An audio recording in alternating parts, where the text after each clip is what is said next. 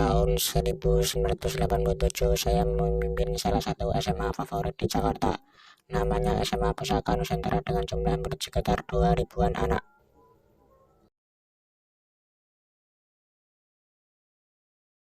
Suatu pagi, seorang siswa kelas 3 IPS datang terlambat dan ditegur oleh salah satu guru. Si murid yang ternyata putra seorang ABRI dengan congkaknya berani melawan gurunya.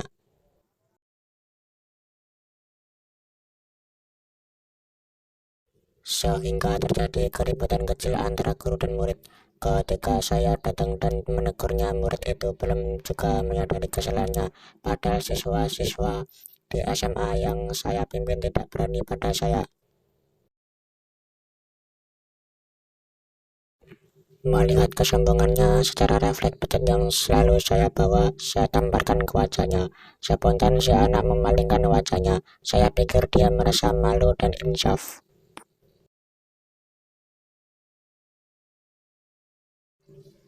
Ternyata dugaan saya keliru. Akibat pecutan tersebut, meski tidak keras sempat membuat anak nakal itu tidak bisa menoleh selama 1,5 jam.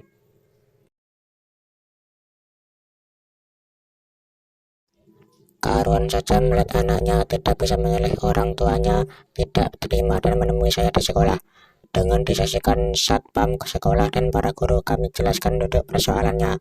Orang tuanya mafhum dan meminta maaf pada kami. Setelah hati saya tenang, saya ambil segelas air lalu saya siramkan ke lehernya. Seketika itu juga si anak bisa menoleh kembali.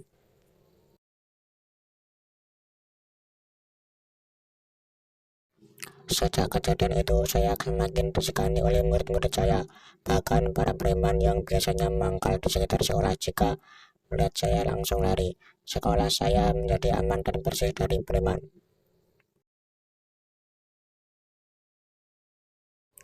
Ketika terjadi ribut-ribut tawuran antar pelajar di Jakarta, sekolah yang saya pimpin aman-aman saja, tidak pernah terjadi keributan.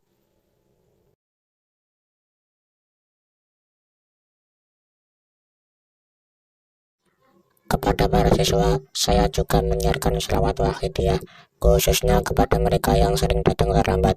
Saya kumpulkan 10 anak yang sering terlambat, kemudian saya ajak mujahadah 40-an di sekolah dengan membaca nidah Rasul sebelum bel masuk kelas dimulai.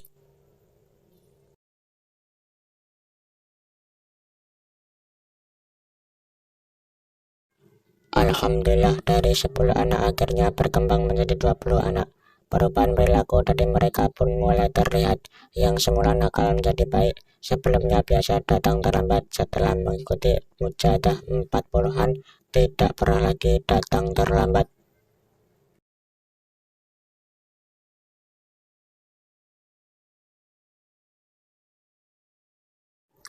Rupanya Maria Teresia, seorang siswi beragama Kristen Ortodok, tertarik dengan mujahadah pagi menjelang masuk kelas.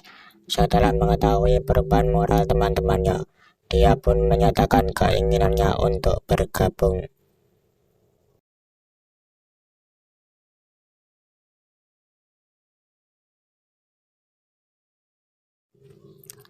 Loh, kamu kan beragama Kristen?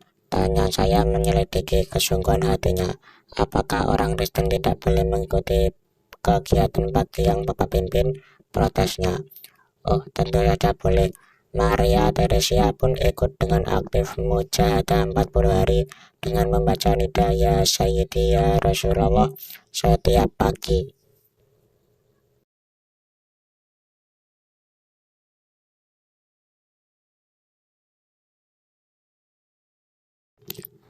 Tepat hari ke-39 malam harinya dia bermimpi masuk agama Islam, disaksikan oleh ibunya.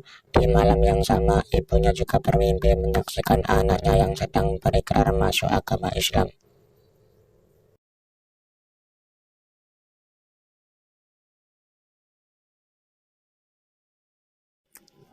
Pagi harinya Maria hendak menceritakan perihal mimpinya kepada ibunya.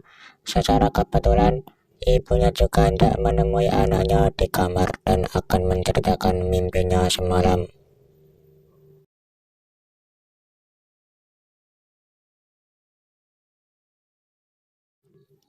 Ibu dan anak ini bertemu di pintu tengah dan kemudian saling menceritakan mimpinya semalam. Berdasarkan mimpi tersebut, akhirnya ibunya merestui anaknya pindah agama dan menemui saya di sekolah, meminta agar saya mengislamkan Maria anaknya.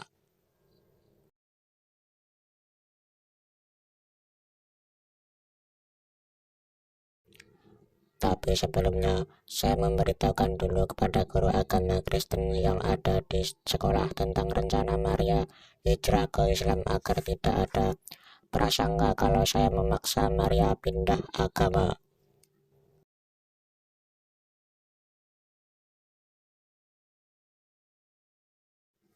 Setelah mendapat izin dari guru agamanya, barulah saya menuntun Maria membaca 2 kalimat syahadat, disaksikan oleh ibunya, persis seperti dalam mimpinya.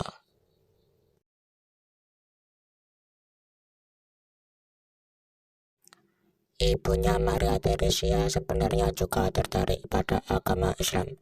Dia juga berencana memeluk agama Islam. Sayangnya sebelumnya rencananya kesampaian, panggilan Allah untuk menghadapnya telah mendahulunya. Inna lillahi wa inna ilaihi rajiun.